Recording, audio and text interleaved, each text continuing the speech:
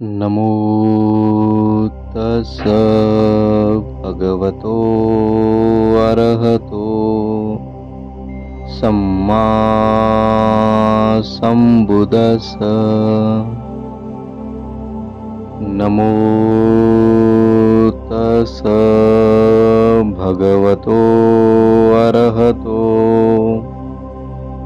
सम्मा संबुद्दस्स। नमो तस् भगवतो अरहतो सम्मा संबुद्दस्स। अरहं सम्मा संबुद्धो भगवा बुद्ध भगवन्तं अभिवादेमि। बुद्धं नमामि। स्वागतो भगवता धम्मो धम्मं नमस्सामि। धम्मं नमामि।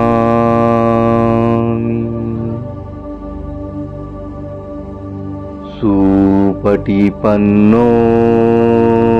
भगवतो सावकसंघो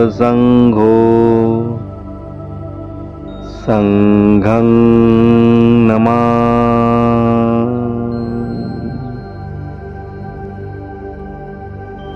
12. राजपुत्राचे अमात्याला उत्तर. पवित्र परंपरांनी समर्पित पण छल कपटाने पूर्ण असे त्यांचे संभाषण ऐकून आपल्या मेघगर्जनेसम गंभीर आवाजात राजपुत्र म्हणाला, तुमचे संभाषण हे तुमच्या मैत्री व प्रेमाचे प्रतीक आहे, परंतु माझ्या संबंधात तुम्ही कोठे चुकता आहात याची मी आपणास जाणीव करून देऊ इच्छितो. मी संसार सुखाची अवज्ञा करीत नाही. मी जाणतो की संपूर्ण जगाला या सुखाची आसक्ती आहे, परंतु मी हे जाणतो की संपूर्ण संसारच अनित्य आहे. म्हणून माझे मन या संसार सुखात रमत नाही. जरी स्त्री सौंदर्य नित्य निरंतर असते तरी बुद्धिमान माणसाने मन विषय सुखात रममान होणे योग्य नाही. आणि तुमच्या म्हणण्याप्रमाणे महापुरुष सुद्धा विषय सुखाचे बळी ठरले आहेत, तेव्हा ते काही आदर्श ठरू शकत नाहीत, कारण शेवटी त्यांच्या भाली विनाशच लिहिला होता.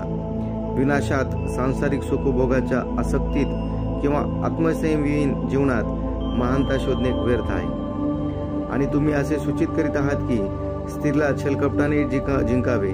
मला छलकपटाची जाणीव आहे. सभ्यतेच्या आवरणाखाली अवकुंठित छलकपटाचीही. जेथे सत्य नाही तेथे स्त्रीच्या संमतीनेही इच्छापूर्ती मला सुख देऊ शकणार नाही. जर शरीर आणि मन दोहोंचे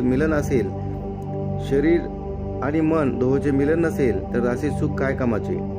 जेथे मन विषयासक्त आहे, जेथे संबंधाचा आधारच मिथ्या विश्वास आहे, जेथे आसक्ती प्रेरणा आहे, जेथे विषय वासनेचा दोष दिसत नाही, अशा आत्मवंचनेच्या आहारी जाण्याचे काय औचित्य आहे. आणि हे वासनेचे बळी जेव्हा एक दुसऱ्याची छलकपट करतात तेव्हा असा कपटी पुरुष त्याच्याकडे स्त्रीने पाहावे व योग्यतेचा तरी असतो काय, किंवा अशी कपटी स्त्री तिच्याकडे पुरुषाने पाहावे या योग्यतेचे तरी असते का. जर वस्तुस्थिती अशी आहे तर मग तुम्ही मला विषय वासनेच्या निंदनीय मार्गाने वाटचाल करण्यास प्रवृत्त करणार नाही असा विश्वास वाटतो. राजपुत्राच्या या पूर्वनिर्धारित दृढ संकल्पाने उदय निरुत्तर झाला आणि त्याने राजपुत्राच्या पित्याचे हे सर्व कथन केले. शुद्धोधनाला असे समजले की त्याच्या पुत्राने चित्त विषय सुखात विरक्त झाले आहे, तेव्हा त्याला रात्रभर झोप आली नाही. एखाद्या हत्तीच्या हृदयात बाण रुतल्याने त्याला जशा वेदना व्हाव्या तशाच वेदनांनी राजा विवळत होता. राजा आणि अमात्याने सिद्धार्थाला सांसारिक विलासी सुखभोगात गुंतवण्याचा मार्ग सापडले या आशेने बराच वेळ विचार विनिमयात घालविला. सिद्धार्थ आपल्या जीवनासाठी जो मार्ग निवडणार त्यापासून त्याला परावर्त करणे हा विचार विनिमयाचा मुख्य हेतू होता. परंतु त्यांनी या हेतूने आतापर्यंत ज्या साधनांचा व मार्गाचा अवलंब केला त्याशिवाय त्यांना अन्य कोणताही मार्ग सापडला नाही.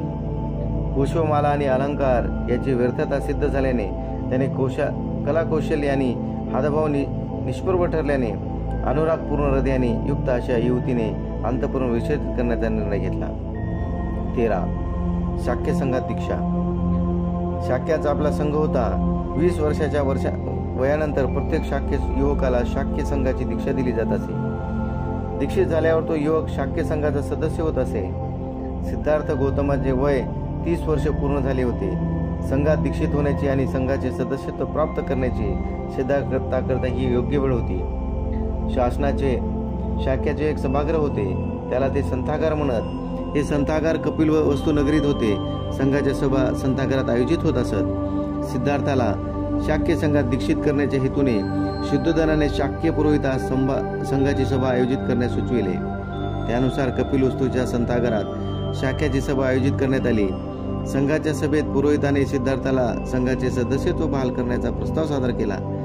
शाक्य सेनापती आपल्या स्थानी उभे राहिले आणि संघाला संबोधून म्हणाले, शाक्य कुळातील शुद्धोधनाच्या कुटुंबात जन्मलेला सिद्धांत गौतम शाक्य संघाचा सदस्य होऊ इच्छितो. तो 20 वर्षाचा झाला असून संघाचा सदस्य होण्यास सर्व दृष्टीने योग्य असा आहे. म्हणून मी असे प्रस्तावित करतो की त्याला शाक्य संघाचे सदस्यत्व बहाल केले जावे. या प्रस्तावाला ज्यांचा विरोध आहे त्यांनी बोलावे अशी प्रार्थना केली. कोणी या प्रस्तावाच्या विरोधात बोलला नाही. दुसऱ्यांदा मी असे सूचित करतो की या प्रस्तावाच्या विरोधात असणाऱ्यांनी बोलावे, सेनापती म्हणाले. कोणीही प्रस्तावाच्या विरोधात उभे राहिले नाही. पुन्हा एकदा सेनापती बोलले. तिसऱ्यांदा मी असे सूचित करतो की जे या प्रस्तावाच्या विरोधात आहे त्यांनी बोलावे. तिसऱ्यांदा सुद्धा कोणी प्रस्तावाच्या विरोधात बोलण्यास उभे राहिले नाही. संघाच्या कार्यपद्धतीचा असा नियम होता की आधी प्रस्ताव मांडल्याशिवाय कोणत्याही विषयावर चर्चा होत नसे आणि प्रस्तावाचे 3दा वाचन झाल्याशिवाय प्रस्ताव पारित होत नसे. सेनापतीचा प्रस्ताव 3दा वाचन झाल्यावर कसल्याही विरोधाशिवाय पारित झाला म्हणून सिद्धार्थ शाक्य संघाचा सदस्य झाल्याचे विधिवत घोषित करण्यात आले. त्यानंतर शाक्य पुरोहित आपल्या स्थानी उभे राहिले. त्यांनी सिद्धार्थाला आपल्या स्थानी उभे राहण्याची सूचना केली. सिद्धार्थाला उद्देशून पुरोहित म्हणाले, संघाने आपले सदस्यत्व बहाल करून तुझा सन्मान केला आहे याची तुला जाणीव आहे का? होय महोदय, सिद्धार्थ उत्तरला. संघाच्या सदस्याच्या उत्तरदायित्वाची तुला माहिती आहे का? महोदय, खेदपूर्वक सांगावेसे वाटते की सदस्यत्वाच्या उत्तरदायित्वाची मला माहिती नाही. महोदय, जर त्याविषयी माहिती मिळाली तर मला आनंदच होईल. सिद्धार्थ त्यावर म्हणाला, मी तुला सर्वप्रथम संघ सदस्याच्या कर्तव्याची जाणीव करून देणार आहे. पुरोहित म्हणाले. त्यानंतर क्रमवार त्यांनी हे कर्तव्य कथन केले. 1. तू तन्मन धनाने शाक्याच्या हिताचे संरक्षण केले पाहिजे. 2. तू संघाच्या सभांना अनुपस्थित राहता कामा नये. 3. एखाद्या शाक्याच्या आचरणातला कोणताही दोष तुला आढळून आल्यास भय किंवा पक्षपात न बाळगता सर्व समक्ष कथन केला पाहिजे. 4. तुझ्यावर एखाद्या गुन्ह्यासंबंधी दोषारोपण करण्यात आल्यास तू त्याचा राग मानू नये. तुझा दोष असेल तर तसे स्वीकारावे, नसेल तर ते स्पष्ट सांगावे. यापुढे पुरोहित म्हणाले, यानंतर मी तुला हे सांगणार आहे की कशामुळे संघाच्या सदस्यासाठी अपात्र म्हणून घोषित केले जाते. जर तू बलात्कार केला असेल तर तू संघाचा सदस्य राहू शकत नाही. जर तू हत्या केली असेल तर तू संघाचा सदस्य राहू शकत नाहीस. जर तू चोरी केली असेल तर तू संघाचा सदस्य राहू शकत नाहीस. तू खोटी साक्ष दिल्याने सिद्ध झाल्यास तू संघाचा सदस्य राहू शकत नाहीस. महोदय, मी आपला ऋणी आहे. सिद्धार्थ म्हणाला, शाक्य संघाच्या शिस्तीसंबंधीचे नियम मला सांगितल्याबद्दल मी तुम्हाला आश्वासन देतो की शब्द आणि भाव दोन्ही रूपात मी त्याचे पालन करण्याचे अथक प्रयत्न करील. 14. संघाशी संघर्ष. सिद्धार्थाला शाक्य संघाचे सदस्य होऊन 8 वर्षे पूर्ण झाली होती. तो संघाचा समर्पित आणि निष्ठावान सदस्य होता. स्वतःच्या बाबतीत जेवढी रुची घेत नसे तेवढीच रुची त्याला संघाच्या कार्यपालातही होती. संघ सदस्य म्हणून त्याची वर्तणूक आदर्श होती. तो सर्वांना प्रिय होता. 8व्या वर्षी एक घटना घडली. ती शुद्धोधनाच्या कुटुंबाकरता दुःखाची आणि सिद्धार्थाच्या जीवनाला निर्णायक वळण देणारी निमित्त ठरली. या सिद्धांत घटनेचे मूळ आहे. या दुःखात घटनेचे मूळ आहे. शाक्याच्या राजाच्या सीमेवरच कोलीय राज्य होते. या दोन्ही राज्यांच्या सीमा रोहिणी नदीचे विभाजित केल्या होत्या. रोहिणीचे पाणी शाक्य आणि कोलीय दोघेही ओलिताकरिता उपयोगात आणीत असत. प्रत्येक हंगामप्रसंगी शाक्य आणि कोलियात रोहिणीचे पाणी प्रथम कोणी घ्यावे, किती घ्यावे याविषयी वादविवाद होत असे. अनेकदा या विवादाचा परिणाम भांडणात तर काही वेळा युद्धातही होत असे. सिद्धार्थ आता 28 वर्षाचे झाले होते. त्या वर्षी शाक्यांच्या सेवकात आणि कोलियांच्या सेवकात पाण्यावरून मोठा संघर्ष झाला. संघर्षात दोन्ही पक्षातील लोक जखमी झाले. जेव्हा शाक्य आणि कोले यांना या घटनेची माहिती मिळाली तेव्हा दोन्ही पक्षांनी या विषयाचा युद्धाने कायमचा सोक्षमोक्ष लावण्याचे ठरविले. म्हणून कोलियाविरुद्ध युद्ध घोषित करण्याच्या हेतूने शाक्य सेनापतीने शाक्य संघाची सभा आमंत्रित केली. संघ सदस्यांना उद्देशून सेनापती म्हणाले, कोलियांनी आपल्या लोकांवर आक्रमण केले, आपल्या पुरुषांना माघार घ्यावी लागली. अशा प्रकारच्या कोलियांच्या आक्रमणाच्या अनेक घटना मागे घडल्या आहेत. आतापर्यंत आपण आक्रमणाप्रती आम्ही सहिष्णुताच व्यक्त केली आहे, परंतु असे किती काळ चालू द्यायचे? हे थांबले पाहिजे. हे थांबविण्याचा एकमेव मार्ग म्हणजे कोलियाविरुद्ध युद्ध घोषणा करणे होय. संघाने कोलियाविरुद्ध युद्धाची घोषणा करावी असा प्रस्तावही मांडतो. ज्यांना विरोध करायचा असेल त्यांनी बोलावे.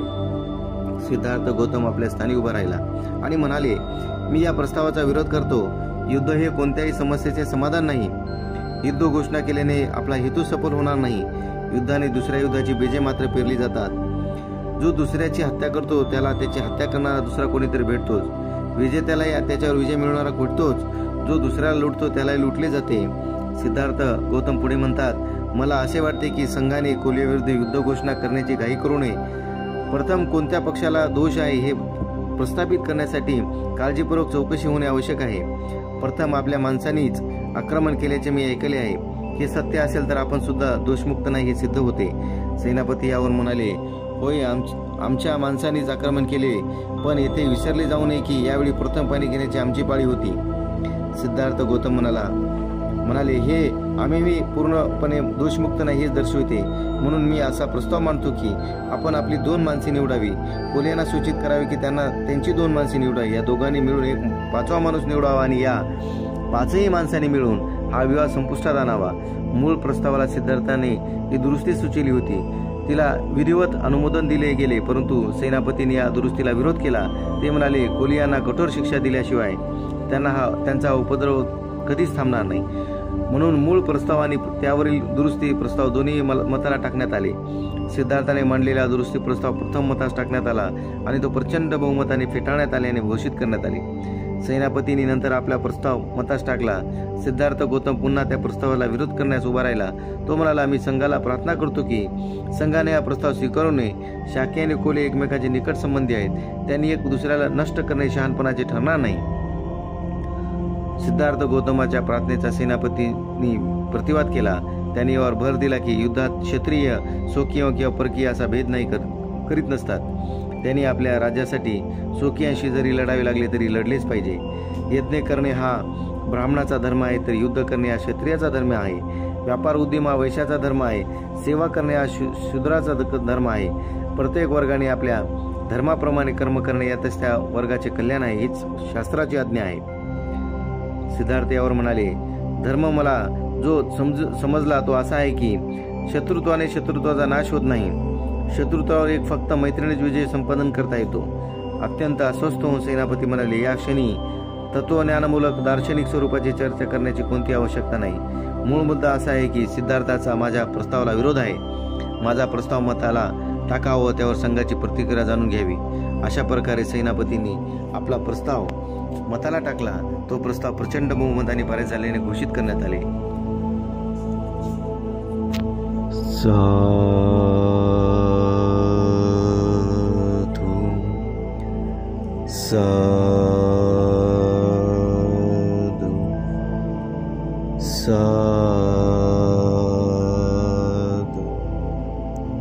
सरनेतेय्य नति मे शरणांगाय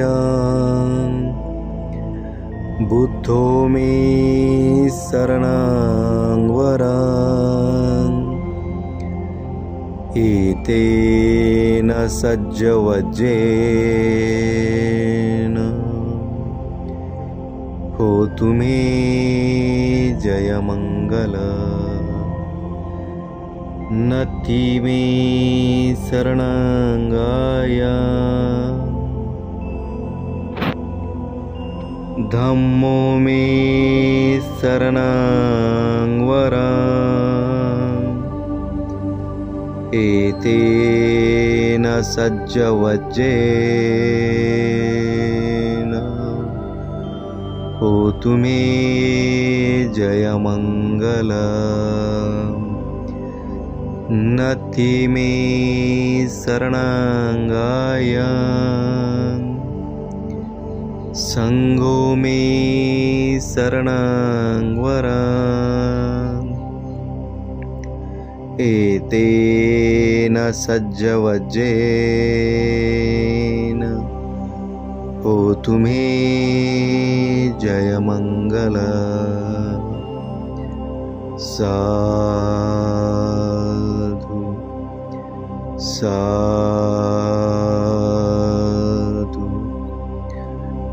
साधु।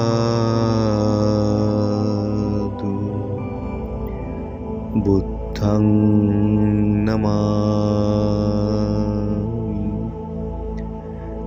धम्मं नमामि